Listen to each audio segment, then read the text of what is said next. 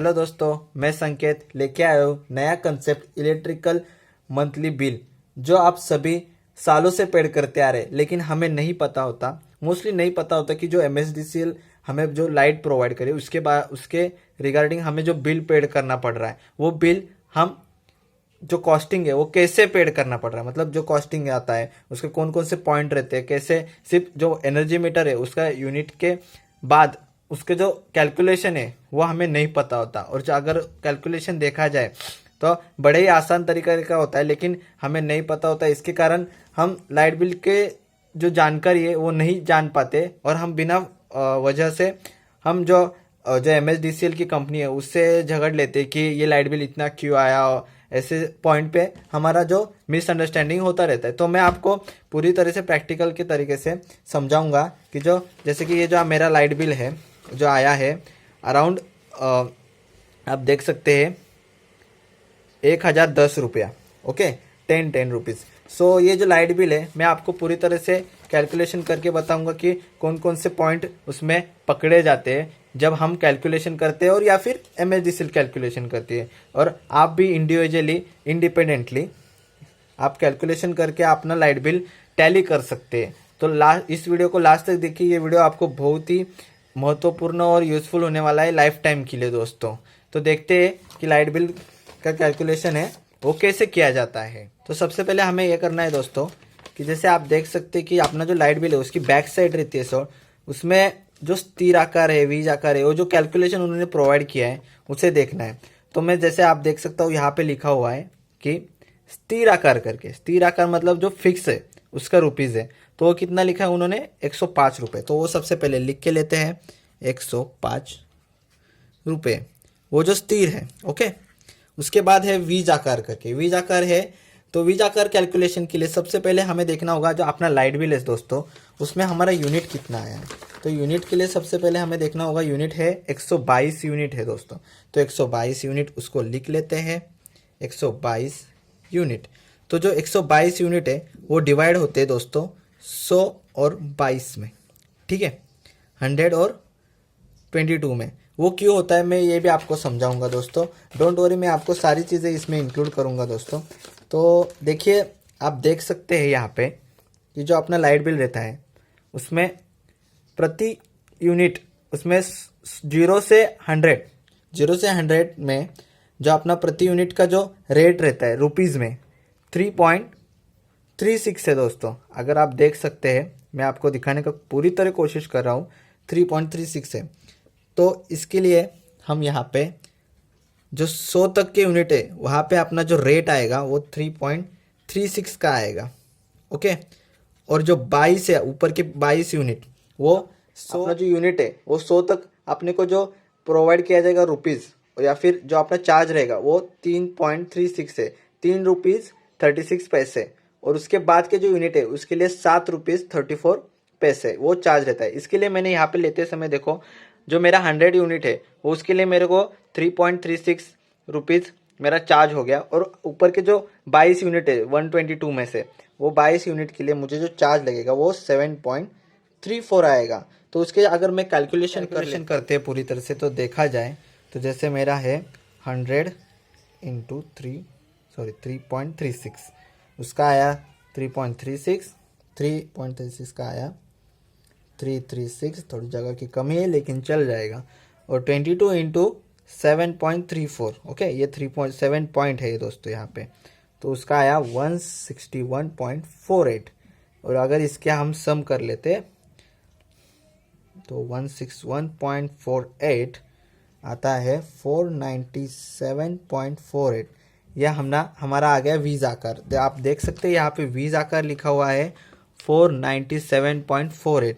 ये जो कैलकुलेशन है वो हो गया, ये कैलकुलेशन हो गया। तो मतलब हमारा ये पॉइंट हो गया, ये पॉइंट हो गया। अब है वहन आकार करके, वहन आकार करके है जो लिखा है @1.35 रुपीज़ पर यूनिट। वो पर यूनिट पे जो वो वहन आकार हमें देना पड़ता है एमएससीबी को।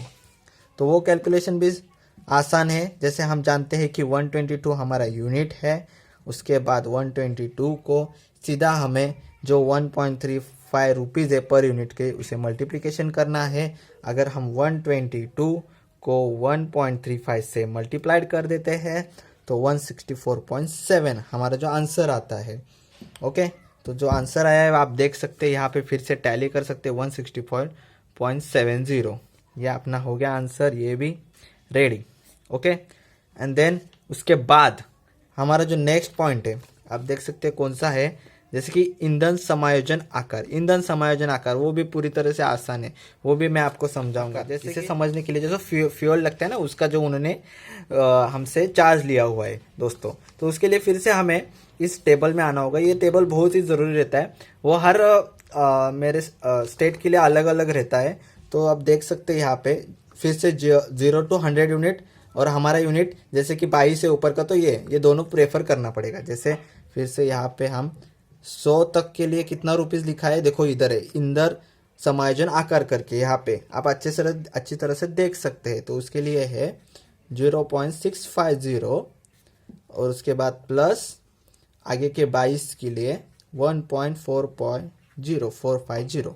ओके, फिर से हम इसका कैलकुलेशन करेंगे और आप देखते कि वही आंसर आता है कि नहीं आता। अगर हम इसका कैलकुलेशन कर लेते हैं तो 100 इंटू 0.650 इज 65 प्लस 22 गुणिले 1.450, उसका आया 31.9।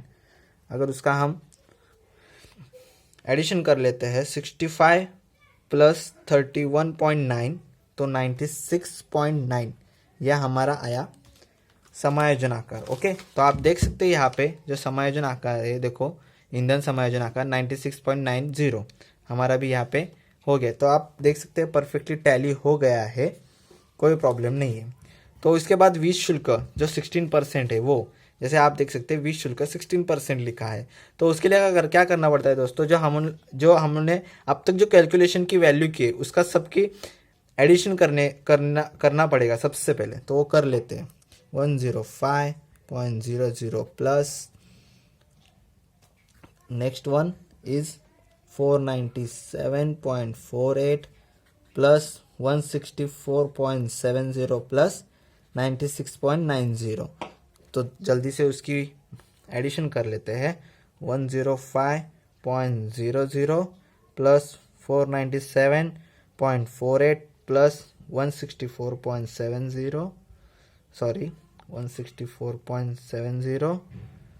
प्लस 96.90।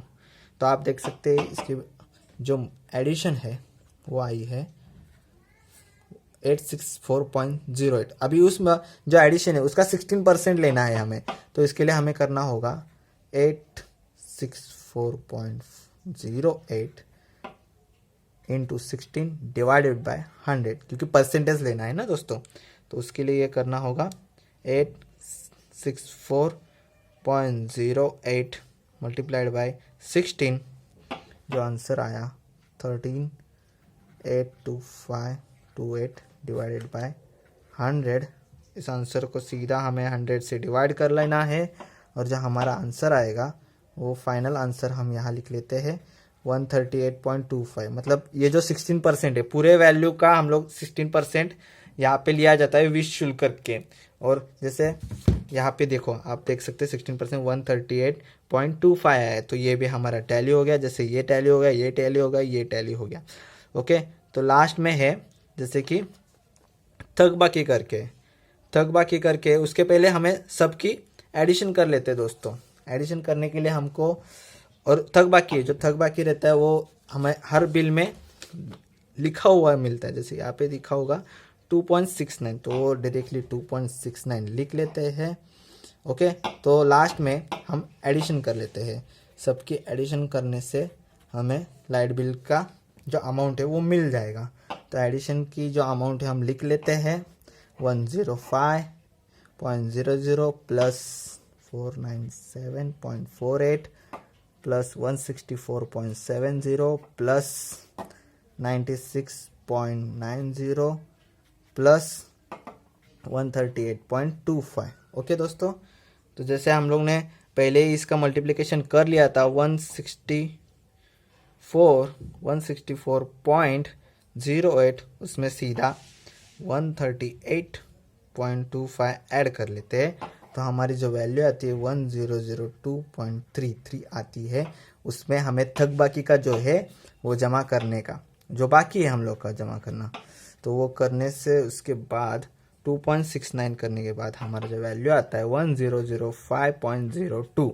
जो हमारा 1005.02 आप देख सकते हैं यहाँ पे 1005.02 आए कि यहाँ पे तो 1005 रुपये है और लाइट बिल तो 1010 क्यों भरना पड़ रहा है। तो उसके लिए मैं भी आपको कंसेप्ट क्लियर कर लेता हूँ कि जो MSCB रहती है वो कैसा रहता है। उनमें जो उनका कंसेप्ट है, अगर आपकी जो अमाउंट आई है वो अगर समझ लो 1001, 1002, 1003 ऐसे 1004 तक अगर आती तो हमें सीधा लाइट बिल 1000 भरना पड़ता।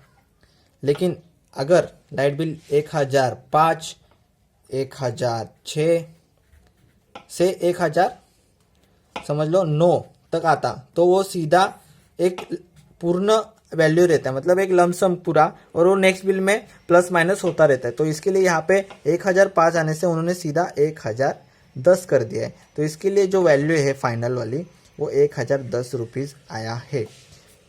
तो ये जो वैल्यू है इस प्रकार हम कैलकुलेट करते हैं, इस प्रकार हम टैली कर सकते हैं। कोई भी लाइट बिल ले लो आप टैली कर सकते हैं। और इस वीडियो में आपको मैंने पूरी तरह से जो लाइट बिल है वो एक ना हर चीज़ हर कंपोनेंट को आप कैलकुलेशन के साथ समझाने की कोशिश की है। तो आप ऐसे ही इस वीडियो को देख के एक बार ट्राई करके देखिए कि आपने घर का लाइट बिल है वो सॉल्व होता है कि नहीं। दोस्त आशा करता हूँ कि आपको इस वीडियो से आपके जो लाइट बिल रिलेटेड जो डाउट है वो सारे क्लियर होंगे। और अगर आपको कोई भी डाउट होगी तो आप मुझे कमेंट करके पूछ सकते हैं इंडिविजुअली कि आपको ये पॉइंट नहीं समझा, ये कैलकुलेशन नहीं आ रहा। मैं आपके कमेंट को अच्छी तरह से आंसर देने की कोशिश करूँगा। और अगर आप मेरे इस चैनल पर नए होगे तो कंसेप्ट विद संकेत करके मेरा ये नया चैनल है और उस पर आपको सारे नए नए जो कंसेप्ट है जो इलेक्ट्रिकल रिगार्डिंग रहेंगे वो मैं सॉल्व करने की पूरी तरह से कोशिश करूंगा। तो मैं तो इस वीडियो को देख के मुझे आप ज़रूर बताना कि आपने आपका लाइट बिल है वो टैली किया कि नहीं और आपका कैलकुलेशन एक्यूरेट आया कि नहीं। मैं आशा करता हूँ कि आपकी जो कंसेप्ट है इलेक्ट्रिसिटी बिल के रिगार्डिंग वो पूरी तरह से क्लियर हुई होगी। और अगर आपको ये वीडियो अच्छा लगा होगा, मेरा एक्सप्लेनेशन अच्छा लगा होगा, तो आप लाइक कीजिए, सब्सक्राइब कीजिए दोस्तों। धन्यवाद।